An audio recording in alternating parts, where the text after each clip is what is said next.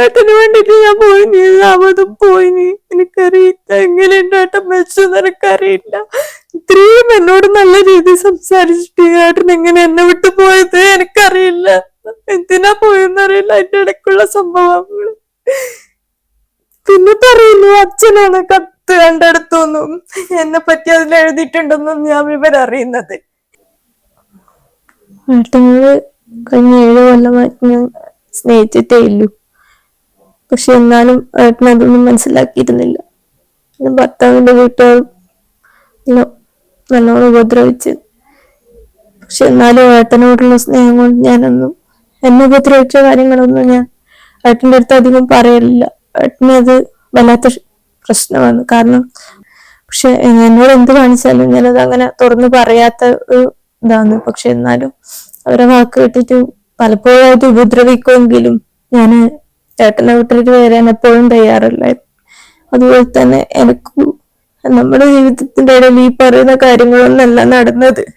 നമ്മൾ തമ്മിൽ എപ്പോഴും സ്നേഹത്തിലായിരുന്നു. ഇപ്പൊ അവസാനം ഏട്ടൻ പോകുന്നതിന് 2 ദിവസം മുന്നിലേ വരെ എന്റെ അടുത്ത് സംസാരിച്ച കാര്യങ്ങൾ എന്റെ അടുത്തുണ്ട്. പക്ഷെ ഇപ്പൊ കേൾക്കുന്നത് ഇങ്ങനെയല്ലാന്ന് എനിക്കും കൂടെ പറയാനുള്ളത് ഒരാൾ പോലും കേൾക്കാൻ നിന്നിട്ടില്ല. കലാകാരനുമായിട്ട് നിങ്ങൾക്ക് നല്ല സ്നേഹമായിരുന്നു. നല്ല സ്നേഹമായിരുന്നു. അപ്പോഴത്തേക്ക് എല്ലാരും പറയുന്നത് ഡിവോഴ്സ് ആയിരുന്നു, ആ വീട്ടിൽ നിന്ന് മാറിയെന്നു എന്നൊക്കെയാണല്ലോ. അതിലേക്ക് എത്താണ്ട ഒരു സാഹചര്യം. ഡിവോഴ്സ് കൊടുത്തിനുള്ളത് സത്യമാണ്. പക്ഷെ നടന്നുകൊണ്ടിരിക്കുകയാണ് കേസ്. കഴിഞ്ഞ 24-ാം തീയതി ആയിരുന്നു ഡിവോഴ്സ് കേസ് വെച്ചത്.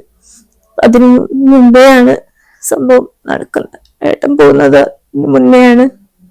നമ്മൾ വിവാഹിത മോചിതരായിട്ടില്ല ശരിക്കും. മുന്നേ 2022 ഒരു കേസ് കൊടുത്തതായിരുന്നു. പക്ഷെ എനിക്ക് ഏട്ടനെ വിട്ടുപോകാനുള്ള മനസ്സുണ്ടായിട്ടില്ല. പക്ഷെ ഉപദ്രവത്തിന് മാത്രമാണ് അന്ന് കേസ് കൊടുത്തിട്ടുണ്ടായിരുന്നത്. പിന്നെ മകള് ജനിച്ചിട്ട് ഒരമ്മ മരിച്ചാൽ കുഞ്ഞിനെ എങ്ങനെ നോക്കുക, അതുപോലെയാണ് അവരെ വീട്ടുകാര് കുഞ്ഞിനെ നോക്കിന്. അപ്പൊ അതായത് 3 മാസം മുതൽ കുഞ്ഞിക്ക് പാല് വരെ കൊടുക്കാൻ വിടാണ്ട് പിന്നെ അച്ഛന്റെ അമ്മമ്മേന്റെ എടുത്ത് വളർത്തിയതാണ്. പാല് കൊടുക്കാൻ വിടില്ല. മിക്കപ്പോഴും അതിന്റെ ശാരീരിക ബുദ്ധിമുട്ട് ഉണ്ടാവാറുണ്ട്, പനിക്കാറുണ്ട്, രാത്രിയാകുമ്പോ പനിക്കാറുണ്ട് ഒക്കെ. ഇപ്പൊ എല്ലാരും പറയുന്നത് കുഞ്ഞുങ്ങളെ 3 നേരം നോക്കാറുണ്ടായിരുന്നില്ല, കുട്ടികൾക്ക് ഇഷ്ടമില്ലായിരുന്നു അമ്മേന, അങ്ങനെയൊക്കെ പറയുന്നുണ്ട്. അതെന്തുകൊണ്ടാണ് അങ്ങനെയൊക്കെ ഒരു പുറത്ത് ചർച്ച വന്നത്?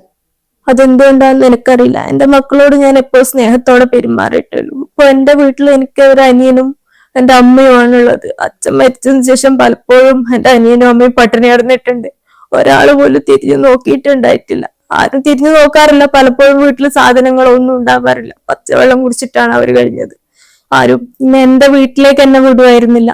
അമ്മ ഹോസ്പിറ്റലിൽ ഉണ്ടായിരുന്നു, എന്റെ അച്ഛൻ ഹോസ്പിറ്റലിൽ ഉണ്ടായിരുന്നു. അപ്പോഴൊന്നും അവരെ വീട്ടുകാർ എന്നെ ഇങ്ങോട്ട്, കാരണം ഏട്ടന് അറിയാലോ കാറ്ററിങ്ങിന്റെ പണിയാണ്. അപ്പോ വീട്ടിൽ നിന്ന് തന്നെ ചെയ്തു കൊടുക്കുന്ന സമയത്ത് 300-350 ആളുതായാലും എത്ര ആയാലും പാത്രങ്ങളെല്ലാം എന്നെ കൊണ്ടാ കഴുകിക്കാറ്. അപ്പൊ അവിടെ ശരിക്കും പറഞ്ഞ ഒരു വേലക്കാരിനെ പോലെ അവര് നോക്കിയിട്ടുള്ളൂ.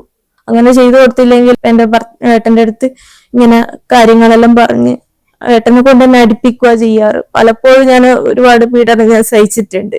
എന്റെ കയ്യിൽ നിന്ന് ചോര ഉറ്റിയിട്ട് വരെ ഞാൻ അത് ചെയ്തു കൊടുത്തിട്ടുണ്ടായിരുന്നു. പിന്നെ മോൾക്ക് വേണ്ടിയിട്ടും കൂടിയാണ്. മോള് പലപ്പോഴും എനിക്ക് കിട്ടലുണ്ടായിട്ടില്ല. ഇങ്ങനെ ഒരു സാഹചര്യം കൂടെ വന്നപ്പോ എനിക്ക് വേറെ നിവൃത്തി ഉണ്ടായിട്ടില്ല. ഏട്ടന് ഒരു പ്രത്യേക സ്വഭാവം ഉണ്ടായിരുന്നു. ഇങ്ങനെ എന്തെങ്കിലും ഈ കള്ള് കുടിക്കുമായിരുന്നു, അത്യാവശ്യം കുടിക്കുമായിരുന്നു. അപ്പോ സ്ഥിരമായിട്ട് മദ്യപിക്കുന്ന ആളൊന്നല്ല. ഇത് ഒന്നാമത് ഏട്ടന്റെ ജോലി അങ്ങനത്തെ ജോലിയാണ്. പൊളിച്ചെന്നില്ല, രാത്രി എന്നില്ല, പകലെന്നില്ല, അങ്ങനെ വർക്ക് ചെയ്യുന്ന ഒരാളാണ് ഏട്ടൻ. കഷ്ടപ്പെട്ട് നല്ലോണം കഠിനാധ്വാനം ചെയ്യുന്ന അത്രയും നല്ലൊരു ഇതിലാണ് ഉണ്ടായിനി. പക്ഷെ എന്നിരുന്നാൽ പോലും കഷ്ടപ്പെട്ട് പണിയെടുത്ത് വന്നു കഴിഞ്ഞാൽ വീട്ടിൽ വരുമ്പോ ഇതാണ് അവസ്ഥ. നിന്റെ ഭാര്യ അങ്ങനെ ചെയ്തു, ഇങ്ങനെ ചെയ്തു. എന്റെ കുറ്റങ്ങൾ പറയാനേ ഇവരെ വീട്ടുകാരെല്ലാം ശ്രമിച്ചിട്ടുള്ളൂ. ഒരു സമാധാനം അവർക്ക് കൊടുത്തിട്ടുണ്ടായിട്ടില്ല. എന്നാലും എന്നോട് അടിച്ചു തീർക്കുമായിരുന്നു. പക്ഷെ ശരിയാണ്, ഏട്ടന്റെ ഭാഗത്തുനിന്ന് ചിന്തിച്ചു നോക്കുമ്പോ സ്വന്തം അച്ഛനും അമ്മേനും ചാടുന്നത് അത്ര വലിയ ഇതിലുള്ള കാര്യമൊന്നല്ല നിനക്കറിയാം. പക്ഷെ എന്നിരുന്നാലും ഞാൻ അച്ഛനെയും അമ്മേനെയും എല്ലാം ഒരുമിച്ച് കൊണ്ടുപോയി തന്നെയാണ്, ഞാൻ അവരെ സ്നേഹിച്ചുകൊണ്ട് തന്നെയാണ് അവിടെ നിന്നിട്ടുണ്ടായിരുന്നത്. പക്ഷെ ഇപ്പൊ അവസാനം എന്നെ അവരെ ഒരുപാട് ഉപദ്രവിച്ചതൊന്നും ഞാൻ ആരോട് പറയാൻ ഇപ്പം എനിക്കൊന്നും പറ്റുന്നില്ല. പക്ഷെ എന്നിരുന്നാലും എനിക്ക് അവിടുന്ന് ഇറങ്ങേണ്ടി വന്ന സാഹചര്യം വന്ന് എനിക്കിപ്പോഴും എന്റെ മോള് പറഞ്ഞതിന്റെ അടിസ്ഥാനത്തിലാണ് ഞാൻ അവിടുന്ന് ഇറങ്ങുന്നത്. പക്ഷെ ആദ്യഘട്ടം മുതലേ വീട്ടില് പണിയെടുക്കുന്നില്ല, അതിനുവേണ്ടി ഒന്നോ രണ്ടോ വാക്ക് പറയുന്നത് മാത്രമാണ് ഒരു പ്രശ്നം എന്നൊക്കെ രീതിയിൽ ബൈറ്റൊക്കെ വന്നായിരുന്നു. അതിനെ കുറിച്ച് എന്താ പറയാനില്ല? അവർക്ക് ഇനി എന്തും പറയാം എന്നുള്ള ഒരു സാഹചര്യമാണ്. എനിക്ക് ആരുമില്ല, എനിക്ക് അമ്മ അനിയനും ഉള്ളത്. അവർക്ക് ഇനി എന്തും പറയാം എന്നുള്ള സാഹചര്യം. അതിനോടൊന്നും മറുപടി പറയാൻ എനിക്ക് ഇപ്പം പറ്റുന്നില്ല. കാരണം അവരെല്ലാം കൂടെ കണ്ടതാണ് എന്റെ കഷ്ടപ്പാടും ഞാൻ പണിയെടുക്കുന്നതും എല്ലാം അവരെ കൂടെ കണ്ടതാണ്. അപ്പൊ ആൾബലമില്ല, അച്ഛനില്ല, അല്ലെങ്കിൽ ഉത്തരവാദിപ്പെട്ടവരില്ല, അതുകൊണ്ടാണ് നിയമസഹായം തേടാമെന്ന് വിചാരിച്ചത്. അതെ അതെ, എന്റെ കൂടെ ആരും ഉണ്ടായിട്ടില്ല. എന്റെ കേസിന്റെ കാര്യത്തിനായാലും എല്ലാത്തിനും ഞാൻ ഒറ്റക്ക് ഇറങ്ങുക ചെയ്തേ. ശരിക്കും ഒരു 1.5 പവന്റെ മാലയും ഒരു വളയും മോതിരവും ഉണ്ടായിരുന്നു. അത് വെച്ചിട്ടാണ് ഞാൻ എന്റെ എല്ലാ കാര്യങ്ങളും കേസും കാര്യങ്ങളും എല്ലാം നടത്തുന്നത്. ഈ 2 കുട്ടികളും കലാധരന്റെ വീട്ടിലും മോളെ വീട്ടിലുമായിരുന്നു? അല്ലല്ല, ഞാൻ ഏപ്രിൽ 2-ാം തീയതി പോക്സോ കേസിന് ഇതായിട്ട് നമ്മൾ അവിടുന്ന് രക്ഷപ്പെടുക ചെയ്തത്. കാരണം എനിക്ക് മാനസികമാണെന്നും എല്ലാം ആദ്യമേ തന്നെ എല്ലാവരുടെ അടുത്തും പറഞ്ഞു ധരിപ്പിച്ചിട്ടുണ്ടായിരുന്നു. വീട്ടിന്റെ അടുത്തുള്ളവരെല്ലാം ഇവര് ബന്ധുക്കൾ തന്നെയായിരുന്നു. ഒരുപാട് അടിച്ചിട്ടുണ്ട് ഈ കാര്യത്തില്. അങ്ങനെ ഒരു സാഹചര്യം വന്നപ്പോ കുഞ്ഞാളെയും കൊണ്ട് ഞാൻ അവിടുന്ന് രക്ഷപ്പെടുന്ന സാഹചര്യം ഉണ്ടായത്. രാത്രി രക്ഷപ്പെടാൻ ശ്രമിച്ചു, പക്ഷെ എന്നാലും പറ്റിയില്ല. അപ്പൊ എല്ലാരും കൂടെ തടഞ്ഞു, അടിച്ചു. അങ്ങനത്തെ ഒരു സാഹചര്യമാണ് ഉണ്ടായത്. പിന്നെ ഞാൻ 2-ാം തീയതിയാണ് അവിടുന്ന് രക്ഷപ്പെടുന്നത്. രാവിലെ ഞാൻ ഏട്ടന് പണിക്ക് പോകുന്ന സമയത്ത് വെള്ളം ഉണ്ടാക്കി കൊടുക്കണം, ഒക്കെ ചെയ്യണം.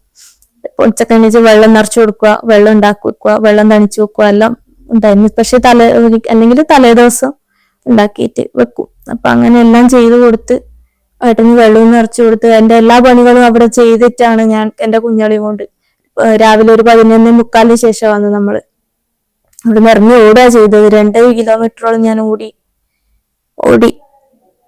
പിന്നെ അമ്പളി പെട്രോൾ പമ്പിന് കുറച്ചൊട്ട് മുന്നേയുള്ള സ്ഥലത്തെത്തുമ്പോഴാണ് നമുക്കൊരു ഓട്ടോ കിട്ടിയത്. അമ്മ അങ്ങനെ ഹോസ്പിറ്റലിൽ പോയി. എന്താ കാര്യം എന്നറിയാണ്ട് നമ്മളത് ഒന്നും പറഞ്ഞു വാക്കും ചെയ്തിട്ട് കാര്യമില്ലല്ലോ. അപ്പം സാറിന്റെ അടുത്ത് പോയ കാര്യങ്ങളെല്ലാം പറഞ്ഞപ്പോ ഇവിടെ നമുക്ക് ഒന്നും ചെയ്യാൻ പറ്റില്ല, സ്ഥാപനത്തിനെ ബാധിക്കും, അപ്പൊ നമുക്ക് ഇതെന്താണെന്ന് അറിയണം, ഗവൺമെന്റ് ഹോസ്പിറ്റലിൽ നടക്കൂലൂ എന്നൊക്കെ പറഞ്ഞ് പിന്നെയാണ് പോലീസ് സ്റ്റേഷനിൽ പോയി ഇവര് പരാതി കൊടുക്കും പറഞ്ഞു. അങ്ങനെ എന്തെങ്കിലും പ്രശ്നം ഉണ്ടെങ്കിൽ നിങ്ങൾക്ക് വേണമെങ്കിൽ ഗവൺമെന്റ് ഹോസ്പിറ്റലിൽ പോയിക്കോ, അങ്ങനെയാണ് ഇപ്പൊ പോലീസിന്റെ പ്രതികരണം ഉണ്ടായത്. അവരാരും നമ്മളെ സപ്പോർട്ട് ചെയ്തില്ല.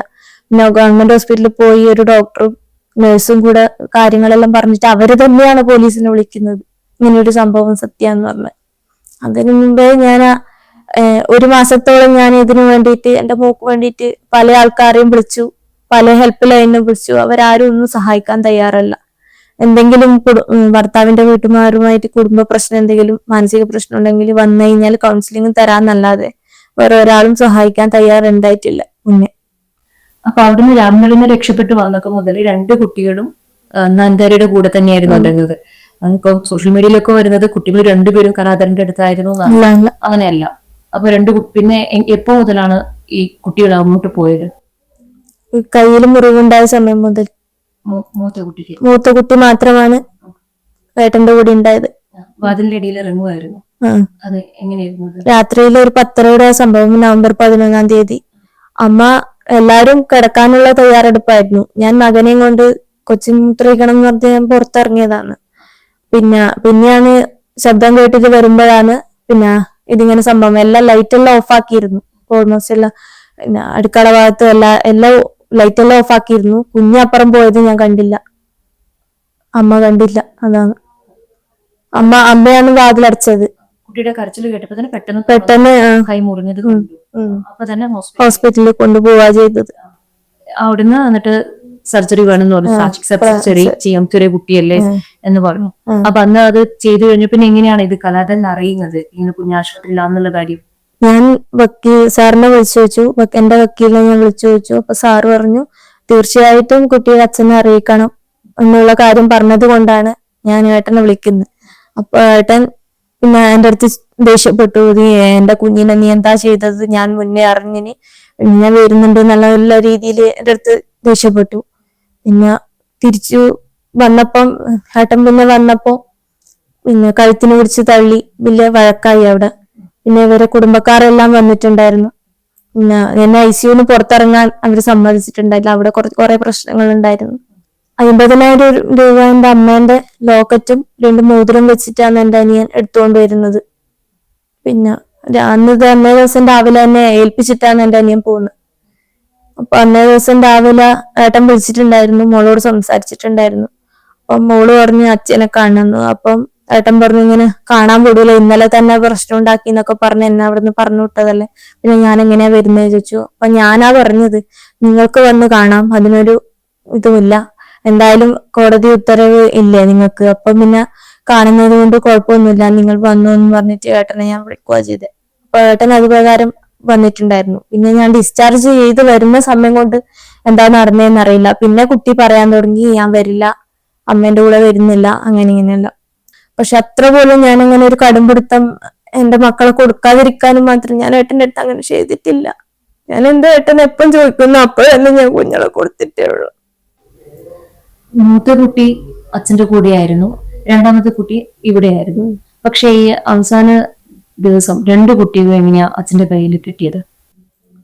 അത് പറയണമെങ്കിൽ 20-ാം തീയതി മുതലുള്ള കാര്യങ്ങളാണ് പറയേണ്ടത്. ഇപ്പൊ 20-ാം തീയതി കോടതിയില് പിന്നെ മോൾ എത്തിയതും മോൾ എന്റെ കയ്യിൽ വരുന്നതും അങ്ങോട്ടും ഇങ്ങോട്ടും ഞാൻ എടുത്ത് നടക്കുന്ന കാര്യങ്ങൾ അവിടെയുള്ള എല്ലാ ആൾക്കാരും കണ്ടതാണ്. പിന്നെ പുറത്തിറങ്ങിയ ഏട്ടൻ കുഞ്ഞിനെ എടുത്തു, പിന്നെ ബഹളം ഉണ്ടാക്കി. എന്റെ മോൾ ഇങ്ങനെ കരയുമ്പോ ബഹളം ഉണ്ടാക്കി എന്നുള്ള സത്യമാണ്, സത്യസന്ധമായിട്ടുള്ള കാര്യമാണ്. കുട്ടി ബഹളം ഉണ്ടാക്കിയിരുന്നു, എന്റെ കൂടെ വരാൻ തയ്യാറല്ലായിരുന്നു. ഏട്ടൻ തന്നെ കുട്ടീനെ എടുത്തു. അങ്ങോട്ട് പോകുമ്പോ വനിതാ പോലീസ് പിന്നെ കുട്ടീനെ കയ്യിൽ നിന്ന് വാങ്ങിയിട്ട് എന്റെ കയ്യിൽ തന്നെ തിരിച്ചേൽപ്പിക്കുമായിരുന്നു. പിന്നെ കുട്ടി കരയുമ്പോൾ വീഡിയോ എടുക്കുന്നത് കണ്ടിട്ട് അവിടുന്ന് നിങ്ങളിപ്പം പോവല്ലേ, കുട്ടി പിന്നെയും വയലന്റ് ആവും എന്നുള്ള രീതിയിൽ എല്ലാരും കൂടെ പറഞ്ഞ് ഓക്കേന്നും പറഞ്ഞ് എന്റെ മോൾ എന്റെ കൂടെ ബസ്സിൽ എന്റെ ഫോൺ നോക്കി ചിരിച്ചും കളിച്ചും എല്ലാം നല്ല രീതിയിൽ എന്റെ കൂടെ വന്നത്. പിന്നെ ഏട്ടൻ രാവിലെ മുതലേ മോളൊന്നും കഴിച്ചിട്ടുണ്ടായില്ല. അപ്പൊ മൂക്ക് ഭക്ഷണം കൊടുക്കാനാണ് നമ്മൾ ഹോട്ടലിൽ പോയത്. ആ സമയത്ത് ഏട്ടൻ വിളിച്ചപ്പോ നമ്മളെ ഹോട്ടലിലായുള്ളത് പറഞ്ഞു, അവിടെ നിൽക്ക് ഞാൻ വരാന്ന് പറഞ്ഞു. മൂക്ക് ഭക്ഷണം വാരി കൊടുത്തതും ഏട്ടനാ. CCTV ഒക്കെ നോക്കിയാൽ മനസ്സിലാവും. ഭക്ഷണം വാരി കൊടുത്തതും ഏട്ടനാ, ഭക്ഷണം കുഞ്ഞിനെ കൂട്ടിയിട്ട് ഇറങ്ങുന്നതും എല്ലാം ഏട്ടനാ. ഞാനും പിറകെ ഓട്ടോറിക്ഷയിൽ പോവുക ചെയ്ത. പിന്നെ കൂട്ടിയിട്ട് വീട്ടിലേക്ക് വന്നിട്ടുണ്ടായിരുന്നു. അപ്പൊ നമ്മൾ വാടക വീട്ടിലായിരുന്നു.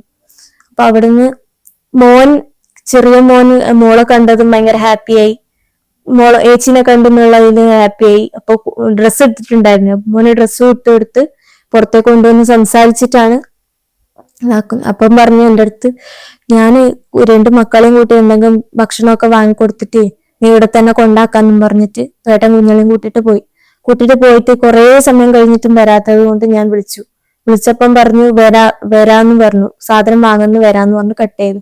പിന്നെ 2 തവണ വീഡിയോ കോൾ വിളിച്ചു, ഞാൻ എടുത്തില്ല. എന്തെങ്കിലും ട്രാപ്പ് ഇവര് സ്വതവേ അങ്ങനെയാണ്, തെളിവുകൾ മാത്രം കൊടുക്കാന്നുള്ള ഒരു ഞാൻ എടുത്തില്ല. പിന്നെ കോൾ എടുത്തിട്ട് പറഞ്ഞു നിന്റെ മക്കളെ നിങ്ങൾക്ക് അവസാനമായിട്ട് കാണണമെങ്കിൽ നീ വീഡിയോ കോൾ എടുക്കണം എന്ന് പറഞ്ഞിട്ട് എന്നെ നിർബന്ധിച്ചു.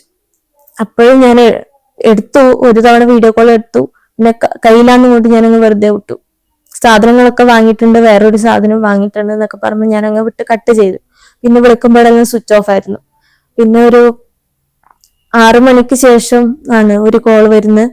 അത് വേറെ നമ്പർ എന്നായിരുന്നു. അപ്പം പറഞ്ഞു എൻ്റെ അടുത്ത്, ഇത് ഞാൻ ഇതിനായിട്ട് വാങ്ങിയതാണ്, ആത്മഹത്യ ചെയ്യാൻ വേണ്ടി വാങ്ങിയ ഒരു സിം, നിന്നോട് മാത്രം സംസാരിക്കാൻ വേണ്ടിയിട്ട് വാങ്ങിയ ഒരു സിമ്മും ഫോണുമാണ്. അപ്പൊ ഞാൻ അവസാനമായിട്ട് എന്നോട് ചോദിക്കുമായിരുന്നു നിനക്ക് പിന്നെ ജീവിക്കാൻ താല്പര്യമുണ്ടോ, അത്തരത്തിലുള്ള സംസാരങ്ങളായിരുന്നു. ഞാൻ 4 തവണ ഞാൻ അങ്ങോട്ട് വന്നില്ലേ, നിങ്ങളെ വേണ്ടി ഏറുന്നില്ലേ, എന്നിട്ട് നിങ്ങൾ കേട്ടില്ലല്ലോ എന്നുള്ള രീതിയിൽ സംസാരിച്ചു. അപ്പം പറഞ്ഞു ബിരിയാണിക്കകത്ത് വിഷം കലത്തിട്ട് കുഞ്ഞിക്ക് വാരി കൊടുക്കുമ്പോ എന്റെ കൈ പറിച്ചു, അതുകൊണ്ടാണ് ഞാൻ വിളിക്കുന്നതെന്നൊക്കെ പറഞ്ഞു. പിന്നെ ഞാൻ സമാധാനിപ്പിച്ച് ഏട്ടനെ കൂട്ടി മക്കളും എല്ലാം കൊണ്ട് വാന്ന് പറഞ്ഞു, സംസാരിക്കാന്ന് പറഞ്ഞു. അങ്ങനെ നയത്തിലെല്ലാം പറഞ്ഞിട്ട് തീർപ്പാക്കിയിട്ട് കുട്ടികളും കൊണ്ട് വന്നതാണ്. അന്ന് ഒരു 10-40 മിനിറ്റ് എന്റെ അടുത്ത് സംസാരിക്കുന്ന ഓഡിയോ വരെ എന്റെ കയ്യിലുണ്ട്. അത്ര നല്ല രീതിയിലാണ് എന്റെ ഏട്ടൻ എന്റെ അടുത്ത് സംസാരിക്കുന്നത്. അപ്പോഴൊക്കെ പറഞ്ഞിട്ട് എനിക്ക് സാമ്പത്തികമായി ബുദ്ധിമുട്ടുണ്ടെന്ന് പറയുന്നുണ്ട്, ഒരു 10 ലക്ഷത്തോളം. അതിനുശേഷം പിന്നെ നല്ല രീതിയിൽ പറഞ്ഞു കോടതിയിൽ കാണാന്നൊക്കെ പറഞ്ഞ്, അതായത് ഞാൻ പറഞ്ഞല്ലോ കുഞ്ഞിനെ കോടതി ഉത്തരവ് പ്രകാരം തന്നെ നിങ്ങളെ കൂടെ വിടാം. പിന്നെയും മോളെ കൂട്ടിയിട്ട് തന്നെയാ പോകുന്നത്. പിറ്റേ ദിവസം ഞായറാഴ്ച 2 മക്കളെയും കൊണ്ടുപോകുന്ന ദിവസമാണ് ഏട്ടൻ. അപ്പൊ അതുപോലെ രാവിലെ വന്നപ്പോ ഞാൻ പറഞ്ഞു വക്കീലിനോട് ഞാൻ സംസാരിച്ചിട്ടുണ്ട്, നമുക്ക് ഇങ്ങനെ പോവാം, പിന്നെ വാടകയ്ക്ക് വേണമെങ്കിൽ പോവാം, കുട്ടീനെ തരാനുള്ളതെല്ലാം ഏർപ്പാടാക്കാം എന്നുള്ള രീതിയിൽ സംസാരിച്ചപ്പോൾ ദേഷ്യം വന്നു പെട്ടെന്ന്. നിനക്ക് ഇനിയും വക്കീലിനോട് ചോദിക്കണം, അത്ര എന്തെങ്കിലും കാര്യത്തിന് ഒരു തീരുമാനം വേണമെങ്കിൽ നിനക്ക് വക്കീൽ വേണം, നിനക്ക് എന്നെ വിശ്വാസമില്ല എന്നെല്ലാം പറഞ്ഞിട്ട് എന്നോട് ചൂടായി. പക്ഷെ ഞാനതൊന്നും കാര്യമാക്കിയില്ല. പിന്നെ കുട്ടികളെയും കൊണ്ട് പോയി. പിന്നെ മോനെ മാത്രമേ കൊണ്ടുവന്നിട്ടുള്ളൂ. അപ്പം പറഞ്ഞു നാളെ ഏതായാലും സ്കൂളിൽ മോള് പോകുന്നുണ്ട്, അപ്പൊ നീ അവിടുന്ന് വന്ന് കൂട്ടിക്കോ. അന്നേരം പിന്നെ എനിക്ക് സമാധാനമായി. അന്നേരം പിന്നെ അതിനൊരു ഇത് തടസ്സം വരില്ല. അപ്പോ എന്തായാലും ഏട്ടന് അതൊരു പ്രശ്നമാവില്ല, അങ്ങനെ കൊണ്ടുപോകുന്നതാണ്. ഏട്ടന് വലിയ കുഴപ്പമില്ല, ഒന്നും പേടിക്കും, പോലീസുകാർ ഒന്നും പേടിക്കും വേണ്ട, ഒന്നും പേടിക്കണ്ട. അപ്പൊ അങ്ങനെ സമാധാനിച്ചിരുന്നു. പിറ്റേ ദിവസം എനിക്ക് ക്ലാസ് ഉണ്ടായി. ഞാൻ ഫാഷൻ ഡിസൈനിങ്ങിന്റെ കോഴ്സിന് പോകുന്ന സമയമാണ്. അപ്പൊ 9:30 ഞാനെല്ലാം റെഡിയായി ഇരിക്കുമ്പോഴാണ് ഏട്ടൻ വിളിക്കുന്നത്. അന്നേരം എനിക്ക് സമയം എന്നാ പറയുന്ന ഒരു സമയത്തിന്റെ ഒരു പ്രശ്നം കൊണ്ട് ഞാൻ ഇങ്ങനെ പെട്ടെന്ന് ഇറങ്ങുന്ന സമയമായിട്ട് നല്ല ആക്കിയിട്ട് ഏട്ടൻ പറയുന്നതിന് മൂളി. പിന്നെ കുട്ടീനെ കീച്ചിരുത്താണ്, എന്തോ ബർത്ത് സർട്ടിഫിക്കറ്റോ അവന്റെ എന്തോ ആവശ്യമുണ്ടെന്ന് പറഞ്ഞിട്ടാണ് കളവ് പറഞ്ഞിട്ടാണ് ഏട്ടൻ പിന്നെ റെഡിയാക്കി നിർത്താൻ പറ്റും. അതുപോലെ ഞാൻ റെഡിയാക്കി നിർത്തി കുഞ്ഞിനെ കൊടുത്തു. മോള് യൂണിഫോമിലാണ് ഉണ്ടായിരുന്നത്. എന്റെ അടുത്ത് ഏട്ടൻ പറഞ്ഞു 3:45 നീ കൂട്ടാൻ പോണം കുഞ്ഞിനെ, 4 മണിക്ക് സ്കൂള് വിടും. ആ സമയമാണ് ശരിക്കും ഓർക്കേണ്ടത്. 4 മണിക്ക് സ്കൂള് വിടും, 3:45 കുഞ്ഞിനെ നീ കൂട്ടാൻ പോകണം എന്ന് എന്റെ അടുത്ത് പറഞ്ഞു. ഞാൻ ഓക്കെ എന്നും പറഞ്ഞിട്ട് പിന്നെ ക്ലാസ്സിന് പോയിട്ട് വന്നിട്ട് ഭക്ഷണം നടന്നിട്ട് വന്നത് കൊണ്ട് ഭയങ്കര ക്ഷീണമായിരുന്നു. 40 മിനിറ്റ് നടന്നിട്ടാ വന്നത് വീട്ടിലേക്ക്. ഭയങ്കര ക്ഷീണമായതുകൊണ്ട് ഭക്ഷണം എല്ലാം കഴിച്ച് എല്ലാവരും 2:30 ഞാൻ ഏട്ടനെ വിളിച്ചപ്പം പറഞ്ഞു ആ കുഞ്ഞിനെ കൊണ്ടുതരാം, 3:45 ഞാൻ സ്കൂളിൽ പോകണം, 4 മണിക്ക് കൂട്ടണമെന്നും പറഞ്ഞു. ഞാൻ ടീച്ചറെ അടുത്ത് ഹായ് ടീച്ചറെ എന്ന് പറഞ്ഞിട്ട് മെസ്സേജ് അയച്ചു. പിന്നെ എത്ര മണിക്കാ സ്കൂൾ വിടുന്നതെന്ന് ചോദിച്ചു. അപ്പൊ ടീച്ചർ 3:30 സ്കൂൾ വിടുന്നു, ഹിമ മോൾ ഇന്ന് ലീവാണെന്നും എനിക്ക് വോയിസ് മെസ്സേജ് അയച്ചു. ഞാൻ എന്നിട്ട് ഏട്ടന്റെ കൂടെ ഇങ്ങനെ വന്നതാണല്ലോ, യൂണിഫോമിലാണ് ഉണ്ടായിരുന്നത്. എന്നിട്ട് ആയാലും അപ്പൊ എനിക്ക് ഭയങ്കര ടെൻഷനായി. എന്തുകൊണ്ടാണ് ഇവരിങ്ങനെ പറഞ്ഞെന്ന് അറിയില്ലല്ലോ, ഇനിയിപ്പോ വേറെ എന്തൊക്കെ ചെയ്യാനാണോ, ആ സമയത്ത് ഞാൻ കൂട്ടാൻ പോകുന്ന സമയത്ത് എന്തെങ്കിലും ചെയ്യാനാണോ, ഭയങ്കര ടെൻഷനായിപ്പോയി. പിന്നെ ഞാൻ വിളിച്ചപ്പം പറഞ്ഞു 2:45 ഞാൻ വിളിച്ചപ്പം പറഞ്ഞു മോനെ 1/4 മണിക്കൂറിനുള്ളിൽ ഞാൻ അവിടെ എത്തിക്കാം. അന്നേരം ഫുള്ള് നിശബ്ദതയായിരുന്നു, ഫുള്ള് നിശബ്ദത. ഒന്നും എന്താ പറയണ്ടേ, ഒരു സ്നേഹവും ഉണ്ടായിരുന്നു എന്നോട്, അതേസമയം ഫുള്ള് നിശബ്ദത അങ്ങനെ ഉണ്ടായത്, അങ്ങനത്തെ വർത്താനം ഉണ്ടായത്. പിന്നെ ഞാനത് 3 മണിയാകുമ്പോൾ വിളിച്ചപ്പം പറഞ്ഞു ഞാൻ ബൈപ്പാസിലെത്തി വന്നു. പക്ഷെ എന്നാലും വണ്ടിയിൽ ഒച്ചയോ കാര്യങ്ങളോ ഒന്നുമില്ല, അതേ നിശബ്ദത, ആദ്യം വിളിച്ച അതേ നിശബ്ദത തന്നെയായിരുന്നത്. ഒരുപക്ഷെ എന്റെ മക്കള് പോയിട്ടുണ്ടാവും ആ സമയത്ത്, അതായിരിക്കും ചിലപ്പോ. ഞാൻ പിന്നെ വിളിച്ചപ്പോ സ്വിച്ച് ഓഫാ. ഞാൻ അവിടുന്ന് ഓടാൻ തുടങ്ങിയതാണ് SP ഓഫീസിലേക്ക്. പയ്യനൊരു പറഞ്ഞിട്ട് കാര്യമുള്ള എന്നുള്ളത് കൊണ്ട് ഞാൻ SP ഓഫീസിലേക്ക് ഓടുക ചെയ്തത്. കിട്ടിയ വണ്ടിയിലെല്ലാം കയറി അങ്ങനെ അവിടെ എത്തി. അവിടെ ഇറങ്ങി ധർമ്മശാലക്ക് ഇറങ്ങിയിട്ട് ഞാൻ ഓടുക ചെയ്തത് SP ഓഫീസിലേക്ക്. ഒരു വണ്ടി വരെ വിളിക്കാൻ തന്നിട്ട. അവിടുന്ന് ഞാൻ അവിടെ ഉണ്ടായിരുന്ന ഒരു മാഡത്തിനെ, ക്രൈംബ്രാഞ്ചിലെ ഒരു മാഡത്തിനെ വിളിച്ചു. മാഡത്തിനെ വിളിച്ചപ്പോ പറഞ്ഞു സാർ ഇറങ്ങാൻ പോവാണ്. ഞാൻ പറഞ്ഞു മാഡം സാറിനെ വിടല്ല, എനിക്ക് പറയാനുണ്ട്. ഞാൻ ഇവിടെ എത്തി എന്നും പറഞ്ഞിട്ട് അത്രയും എനിക്ക് പറയാൻ പറ്റുന്നുണ്ടായില്ല. ഞാൻ ഓടി അവിടെ എത്തി, എന്റെ കാര്യങ്ങളെല്ലാം പറഞ്ഞു. നീ ടെൻഷൻ ആവാണ്ട, നമുക്ക് എന്താന്ന് വെച്ചാൽ അന്വേഷിക്കാന്ന് പറഞ്ഞു. ഏട്ടനെ വിളിച്ചപ്പോ ഏട്ടനെ എടുത്തില്ല, സ്വിച്ച് ഓഫാ. അമ്മേനെ വിളിച്ചപ്പോ അമ്മ എടുക്കുന്നില്ല. അച്ഛനെ വിളിച്ചപ്പം പറഞ്ഞു അച്ഛൻ അവരടുത്ത് രാവിലെ മോളെ കൂട്ടിട്ട് പോകാൻ പറഞ്ഞതില്ല. പിന്നെ എല്ലാ കാര്യങ്ങളൊന്നും എനിക്കറിയില്ല. ഭാര്യന്റെ വീട്ടിന്റെ അടുത്ത് തെയ്യാണ്, ഓൻ എപ്പോഴും അവിടെ പണിയെടുക്കുന്നയാന്ന്. പിന്നെ ഓനാടെയുള്ളത് വേറൊന്നും അറിയില്ല എന്ന് പറഞ്ഞു, കട്ട് ചെയ്തു. പിന്നെ പിങ്ക് പോലീസിനെ വിട്ട് അന്വേഷിച്ചപ്പം പറഞ്ഞു വീടെല്ലാം അടച്ചിട്ടാ ഉള്ളത്. അതും 5 മണിക്ക് ശേഷമാണ് കാര്യം. ഞാൻ 4:45 ശേഷമാണ് ഓഫീസിൽ എത്തുന്നത്. 5 മണിക്ക് ശേഷമാണ് അവർ അന്വേഷണത്തിന് പോകുന്നത്. അപ്പൊ പിങ്ക് പോലീസ് വന്നപ്പം പറഞ്ഞു ഇങ്ങനെ വാതിലെല്ലാം അടിച്ചിട്ടുണ്ട്, അതിൻ്റെ അകത്ത് പിന്നെ അമ്മയുടെ ഫോണ് റിങ് ചെയ്യുന്നുണ്ട്, വാതിലെല്ലാം അടിച്ചിട്ടായില്ലെന്ന് പറഞ്ഞു. പിന്നെ മറ്റേ പോലീസിനെ വിട്ട് കാങ്കോലിൽ അന്വേഷിക്കാൻ പറഞ്ഞു. 1 മണിക്ക് അമ്മേനെയും കുട്ടികളെയും കൂട്ടിട്ട് എന്റെ ഭർത്താവ് അവിടെ ഇറങ്ങി എന്നുള്ള വിവരം കിട്ടിയത്. പിന്നെ ഞാനൊന്നും അറിയില്ല. പിന്നെ ഒരു കംപ്ലൈന്റ് കൊടുത്ത് ഞാൻ അവിടെ നിന്ന് ഇറങ്ങി. പിന്നെ ഒന്നും അറിയില്ല എനിക്ക്. പിന്നെ എന്താ സംഭവിച്ചതെന്നൊന്നും അറിയില്ല. പിന്നെ ഇവിടെ എത്തിയിട്ടാകുമ്പോ പിന്നെ അനിയന് അച്ഛൻ്റെ ഏട്ടന്റെ മോനുണ്ട്, മോൻ വിളിച്ചു രാമന്തളിയിൽ ഓളെന്നാ പ്രശ്നമാക്കിനി, രാമന്തളിയിൽ എന്താ പ്രശ്നം നടന്നതെന്ന് ചോദിച്ചിട്ട് വിളിച്ചു. അങ്ങനെ എന്റെ അനിയൻ പോവായത്. അതും അത്രയാണ് സംഭവം. ശരിക്കും പറഞ്ഞാല് ഞാനും ഏട്ടനും പോവാന്നുള്ള നിലക്കാണ്. എല്ലാം ഒഴിവാക്കാം, കുട്ടികളെ തരാം എല്ലാം പറഞ്ഞത്. അതിന്റെ ഇടയിൽ എന്ത് സംഭവിച്ചു നിനക്കറിയില്ല. ഏട്ടൻ എന്റെ അടുത്ത് പറഞ്ഞത് നമുക്ക് ഒരുമിച്ച് പോവാന്നല്ലോ. എന്നിട്ട് ഏട്ടൻ എന്തിനാ എന്നോട് ഇങ്ങനെ ചെയ്തെന്ന് എനിക്കറിയില്ല. ഇതാണ് സംഭവം. ഇത് അന്വേഷിച്ചാൽ തന്നെ മനസ്സിലാവും. ഏറ്റവും അവസാന ഘട്ടത്തിൽ വരെ ഞാൻ അവർക്ക് വേണ്ടിട്ട് ഓടിനി. അവരൊന്ന് വാതിൽ തുറന്നിട്ടുണ്ടെങ്കിൽ ചിലപ്പോ എനിക്കറിയില്ല, ഞാൻ ആവതും ഞാൻ ഓടിനി. ഏട്ടന് വേണ്ടിട്ട് ഞാൻ പോയിനി, ആവതും പോയിനി. എനിക്കറിയില്ല എങ്ങനെയുണ്ട് ഏട്ടൻ മരിച്ചത്, എനിക്കറിയില്ല. ഇത്രയും എന്നോട് നല്ല രീതിയിൽ സംസാരിച്ചിട്ട് ഏട്ടൻ എങ്ങനെ എന്നെ വിട്ടു പോയത് എനിക്കറിയില്ല. എന്തിനാ പോയെന്നറിയില്ല. അതിന്റെ ഇടയ്ക്കുള്ള സംഭവങ്ങൾ പിന്നെ പറയുന്നു അച്ഛനാണ് കത്ത് കണ്ടെടുത്തൊന്നും എന്നെ പറ്റി അതിൽ എഴുതിയിട്ടുണ്ടെന്നും ഞാൻ വിവരം അറിയുന്നത്. ഇതെല്ലാം അത് അന്വേഷിക്കണ്ടേ. ഏട്ടനെ കാണാൻ പറ്റിയിട്ടില്ല. ഏട്ടനെ കാണാൻ പറ്റിയിട്ടില്ല, അവരെന്നെ വിട്ടിട്ടില്ല. അവസാനമായിട്ട് കാണണമെന്ന് ഞാൻ പറഞ്ഞു കരഞ്ഞു ചൂട് എല്ലാരും കൂട്ടിട്ട് പോയിട്ടില്ല. ഒരിക്കലും കാണാൻ പറ്റിയിട്ട.